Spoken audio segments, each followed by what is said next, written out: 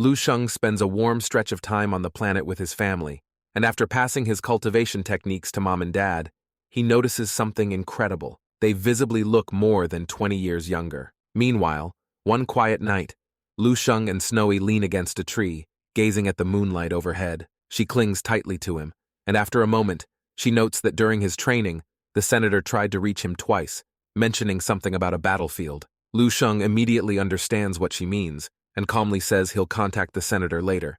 He then tells her that he may need to leave for a while and hopes she'll stay home and rest properly. After all, such a long pregnancy can't be easy, and he worries she's already endured enough. Snowy, however, doesn't agree at all, and instead remarks that these days are the happiest of her life. Anyway, with a reminder to come home early, they kissed, and the scene quickly shifted. Soon after, Lu Sheng is already on his spaceship, connecting with the senator. They exchange a few polite remarks, and Lu Sheng brings up the outer space battlefield. The senator confirms it, explaining that just over a week ago, the battlefield entrance had officially opened. He had originally planned to ask whether Lu Sheng wanted to go, but unfortunately, Lu Sheng was in seclusion and missed the recruitment ship heading to the front lines.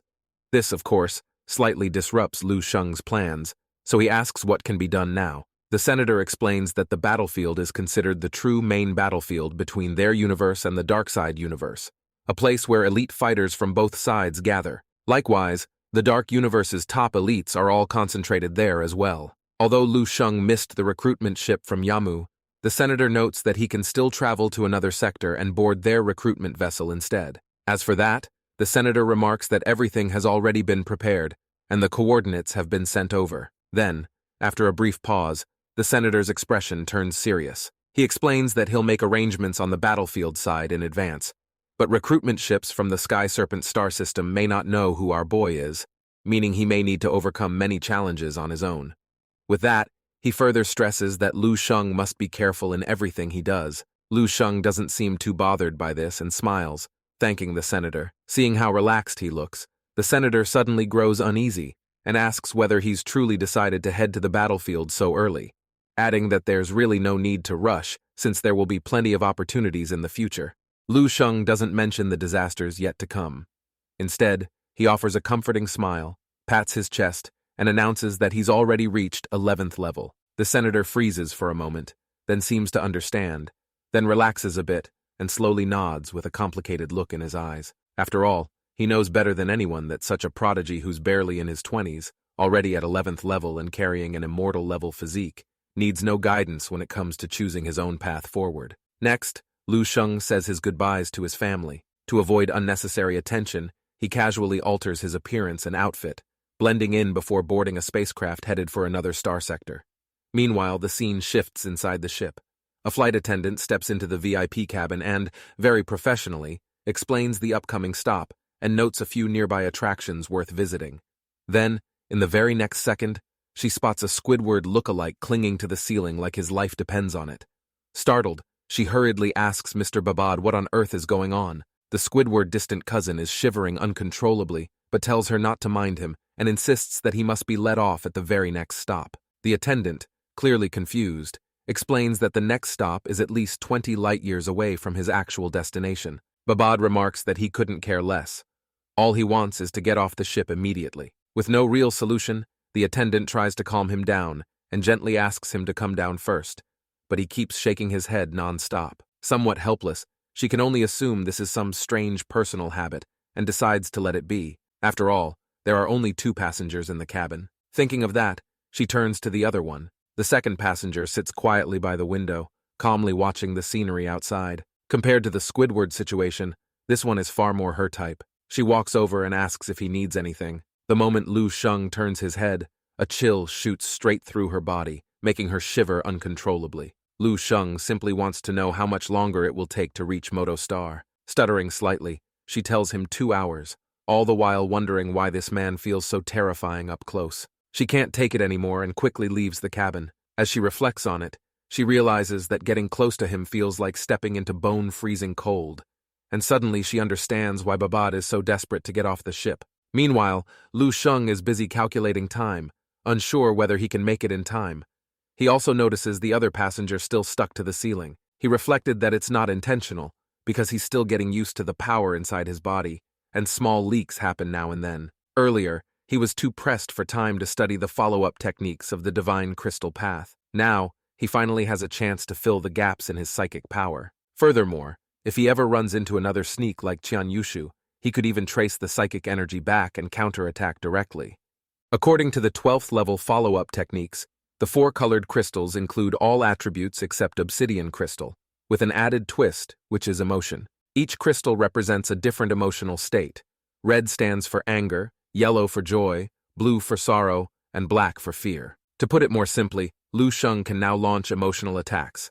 He can't help but admire how much of a genius old Duan must be to create such a technique. No wonder it can go head-to-head with Wang He's stellar path. Lu Sheng notes that when two top fighters clash, even the slightest emotional fluctuation can decide the outcome. A method that directly interferes with an opponent's emotions is honestly absurd. Just imagine one side maintaining absolute calm while the other is flooded with chaotic thoughts, and the result is obvious. Now, possessing 12th level psychic power, as long as his opponent isn't several levels stronger, controlling emotions almost feels effortless. His gaze drifts back to the Squidward on the ceiling. Suddenly, the poor guy senses something is wrong.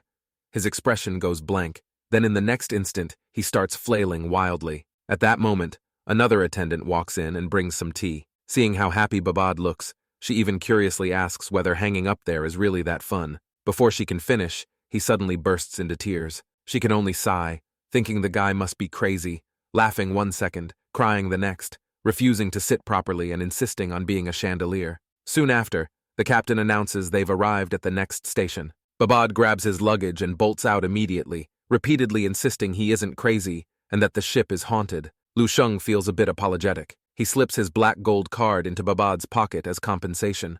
After all, he won't be needing it for a long time. Checking the time, he notes that the recruitment ship isn't far away. He still has 20 minutes. As he reflects on what the senator said, that those heading to the battlefield are all elite fighters from various star sectors, he figures this is a perfect chance to see exactly what kind of talent he'll be dealing with. Shortly after arriving, Lu Sheng stops in his tracks when he sees the ship in front of him, rusty, run down, and barely holding together. Thinking back to the senator's comment about an unremarkable recruitment ship with a bit of junk to it, he finally understands what that really meant. Anyway, our boy steps on board, only to be stopped by a man at the gate who asks who he's looking for. Lu Sheng doesn't bother reacting to the man's attitude.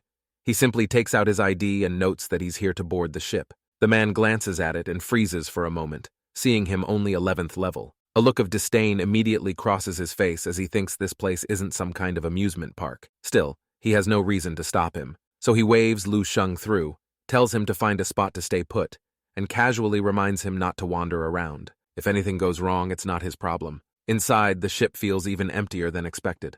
The facilities are old, and somehow the interior looks even more rundown than the outside. Lu Sheng reaches his assigned cabin, places his ID against the door, and it opens automatically. At the same time, the door next to his slides open as well. A red-haired man steps out and stretches his neck. They exchange a brief glance, neither paying much attention, though the red-haired man quietly notes that this 11th level feels a little different from the rest. Lu Sheng enters his room and closes the door, immediately at a loss for words. The furniture creaks and wobbles. There's a massive hole in the ceiling, and rust stains cover nearly every surface. The place looks so bad that he genuinely wonders if he boarded the wrong ship. Anyone qualified to head to the battlefield, even at the lowest level, is still an 11th level, as most of them had noble status back in their star sectors. Lu Sheng doesn't expect luxury, but this place is barely better than a pigsty. After a brief round of silent complaints, he shrugs it off and sits down cross-legged. It doesn't really matter. As long as he reaches his destination safely, that's enough. Besides, most of his upcoming time will be spent in the dream realm anyway. And next on his list is a challenge against a 13th level zombie, a perfect chance to test out his new abilities. Meanwhile, the scene shifts to the cockpit. A chubby man is happily devouring a table full of food, until a girl walks in and tells him the last passenger is on board, and they're clear to depart. The man looks up, says all right, and presses the start button beside him. As the engine roars to life, the girl laughs and remarks that she almost thought this thing wouldn't fly at all. The man wipes his mouth and notes that while this ship is an obsolete, retired model, aside from outdated parts and an ugly design, flying a few thousand light years won't be a problem. Even so, the girl comments that for a one-time transport, they could have at least picked something that looks a little more decent. The man just smiles, calling it a disposable anyway. As far as he's concerned, if it works, that's enough. His expression then shifts as he remarks that it's a good opportunity to let the new recruits experience the wasteland vibe of the outer space battlefield in advance. He casually asks if there are any promising new recruits this time. The girl replies that all the data is with him, but one name stands out. She reveals a guy called Sar, saying he's not even 1,000 years old, already 12 level, also a sunlight level physique, adding that he's definitely impressive. The man nods, admitting that someone like that counts as top-tier material even on the battlefield. The girl then adds that there's another one, a veteran, entering the battlefield for the third time. She notes that his strength might be on par with both of them. The man grows more serious at that, saying he had heard of him, even knows his name, Huang Ji, and how they've fought alongside before. He admits Huang Ji is strong, then shrugs and remarks that the guy is a bit too calculating. Every time he enters the battlefield, he clearly has his own agenda. The girl asks whether they should keep an eye on him. The man shakes his head, saying he wouldn't dare cause trouble en route even if he had 100 lives. Once they enter the battlefield, it won't be their concern anymore. Besides, having someone like that around isn't a bad thing. At the very least, it reduces meaningless losses on the return trip. The girl thinks that makes sense, then suddenly remembers the one who hopped on the ship last minute and wonders what his deal is. The chubby man casually explains that he's just a temporary add-on, some kid who missed his original recruitment ship. Nothing special, except being quite talented. Apparently, he hit 11th level before even turning 100 years old. With that, he picks up his fork again and stabs another piece of meat from the plate, feeling a bit regretful. By the time he swallows the last bite, he's already thinking that he has no idea whether that kid will even survive. But honestly, that has nothing to do with them. As long as the kid doesn't die on this ship, everything else is irrelevant. He believed that youngsters who don't know their limits always need to suffer a little before they learn. Right then, a projection screen suddenly pops up, reporting that Saar is requesting a room change, complaining that the conditions are unbearable. The girl tells him to relay the message, saying the best room on the entire ship is hers. If Saar wants to switch, he can come find her personally. The man confirms he understands and ends the call. The chubby man chuckles and asks what they'll do if Saar actually shows up. After all, these 12th level brats, not all of them are necessarily scared of authority. The girl, however, doesn't care at all. She rolls her wrist and casually remarks that she hasn't been on the battlefield for over half a month, and her hands are already itching. Might as well use this chance to loosen up. Meanwhile, the scene shifts to the dream realm. A fierce battle is already underway. Lu Sheng is struck head-on by violent lightning, cracks spreading across his face. Still, his current body is more than capable of tanking 13th level attacks. Staring at the zombie opposite him, he admits it's truly powerful. The bald zombie radiates terrifying strength, every movement packed with destruction.